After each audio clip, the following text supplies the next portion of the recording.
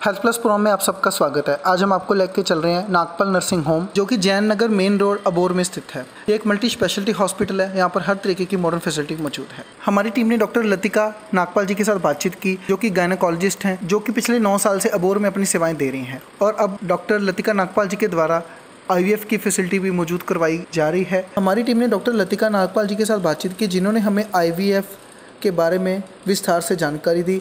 उन्होंने बताया कैसे IVF की टेक्निक से निसंतान दंपति संतान सुखी प्राप्ति कर सकते हैं। तेलुगु हेल्थ प्लस प्रोग्राम में आपका स्वागत है। आज हम आपको मिलाने जा रहे हैं डॉक्टर लतिका नागपाल जी के साथ, जो पिछले लंबे समय से एज ए गायनेकोलॉजिस्ट अपनी सेवाएं दे रही थी और अभी IVF और XC जैसी जो नई टेक्निक्स है ये अपने हॉस्पिटल में लेकर आए हैं।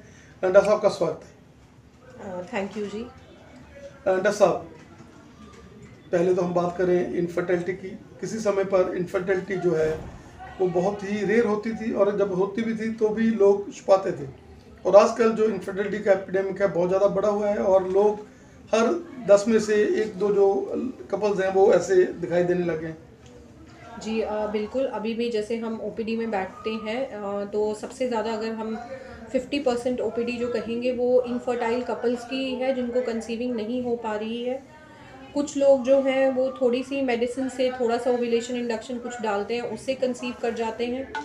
कुछ लोग जो है उसके बाद भी, जैसे कि अगर हम ओव्यूलेशन इंडक्शन दे रहे हैं और से अल्ट्रासाउंड कर रहे हैं, उसके बाद भी कंसीव नहीं हो पाता, तो नेक्स्ट ऑप्शन IUI की तरफ जाते हैं और उसके बाद कुछ पार्ट जो बचता है उसको IVF एडवाइस किया जाता है। IVF क्या है? IVF की क्या फुल फॉर्म है और हम दर्शकों को कैसे समझा सकते हैं?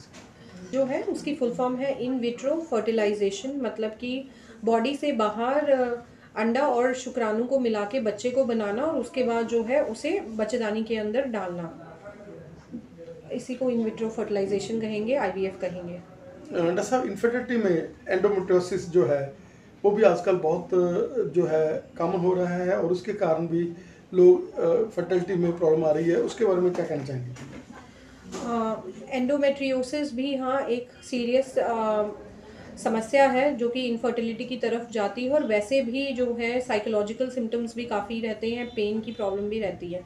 एंडोमेट्रियोसिस माने कि जो बच्चेदानी अपनी 3 परतों की बनी होती है, एंडोमेट्रियम, मायोमेट्रियम और बाहर वाली लेयर जो है सिरोजल। तो जो एंडोमेट्रियम वाला जो पार्ट है वो ग्लैंड्स जो है बॉडी के बाकी सारे पार्ट्स में कहीं किसी तरह से माइग्रेट करके वहाँ पे चंक बना लेते हैं, और जब उसी पीरियड्स आने वाले होते हैं तो उस दौरान जो है वही चंक्स के अंदर जो है सप्लाई बढ़ने की वजह से पेन स्टार्ट हो जाती है। उसी को एंडोमेट्रियोसिस कहते हैं। इसके ग्रेड्स होते हैं सिवियरिटी के हिसाब से, माइल्ड, मॉडरेट, सिवियर ग्रेड्स होते हैं। जो माइल्ड केसेस ऑफ एंडोमेट्रियोसिस है उनके अंदर हम मतलब इनफर्टिलिटी उनके अंदर भी कॉमन होती है और थोड़ी सी स्टिमुलेशन के साथ कई बारी प्रेगनेंसी हो जाती है। और मॉडरेट और माइल्ड और मॉडरेट के अंदर कई बारी IUI भी एडवाइस करते हैं, और मॉडरेट टू सिवियर के अंदर IVF हम लोग एडवाइस करते हैं। डॉक्टर साहब, IVF की टेक्निक है जो जिसके साथ आप बहुत सारे कपल्स को जो नई ज़िंदगी दे चुके हैं, क्या कहना चाहेंगे? कई बार आप लोग मल्टीपल IVF फेलियर वाले जो लोग आपके पास आते हैं उनको आप काउंसिल के साथ और उनको एक ई जोन में लेकर भी आप लोग कंसीव करवा रहे हैं, उसके बारे में क्या कहना चाहेंगे? जो मल्टीपल IVF फेलियर वाले लोग होते हैं मोस्टली, तो पहले तो वो बहुत ही हताश होते हैं, विश्वास करने में उनको थोड़ा सा टाइम लगता है। तो यहाँ काउंसलिंग काम करती है और उनके बेसिकली हमें फैक्टर स्टडी करने पड़ते हैं कि क्या रीज़न है जो पहले IVF फेलियर्स रहे हैं, क्या कारण रहा है, क्या क्वालिटी अच्छी नहीं है या स्पर्म क्वालिटी अच्छी नहीं है, एग क्वालिटी अच्छी नहीं है, क्या कुछ चेंज करने की ज़रूरत है।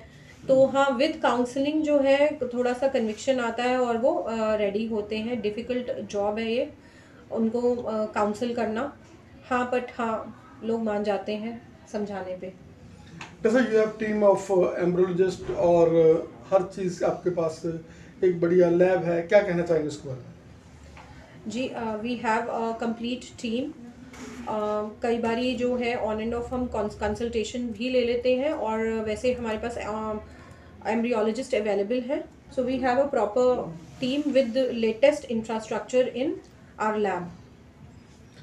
डॉक्टर साहब, क्या आपका मैसेज रहेगा कि जो भी इनफर्टाइल कपल्स हैं उनको एक तो इकट्ठे आना चाहिए जब भी उनको इनफर्टिलिटी की प्रॉब्लम है और उनको एक ईज जोन में रहना चाहिए और उनको एक किसी गायनेकोलॉजिस्ट की अगर कब उनको लगे कि हम लोग इनफर्टाइल हैं और हम लोग we need the suggestion of doctors? हम इनफर्टाइल कहते हैं, इनफर्टिलिटी की प्रॉब्लम कहते हैं जब 1 साल के दौरान रेगुलर ट्राई करने के बाद भी प्रेगनेंसी नहीं हो रही है। इसका मतलब कि आपको जाके डॉक्टर से मिलना ज़रूरी है। कहीं ना कहीं कोई ना कोई छोटा इशू है, छोटा या बड़ा, जो कि देखने की ज़रूरी है, कंसल्टेशन की जिसको ज़रूरत है। हाँ, जब भी कोई इनफर्टिलिटी के लिए कपल लेडी आती है तो हस्बैंड का आना बहुत ही ज़्यादा मैंडेटरी है, क्योंकि कारण जो है फीमेल का फैक्टर भी हो सकता है और मेल फैक्टर भी हो सकता है। तो दोनों का हॉस्पिटल में आना बहुत ज़्यादा ज़रूरी है।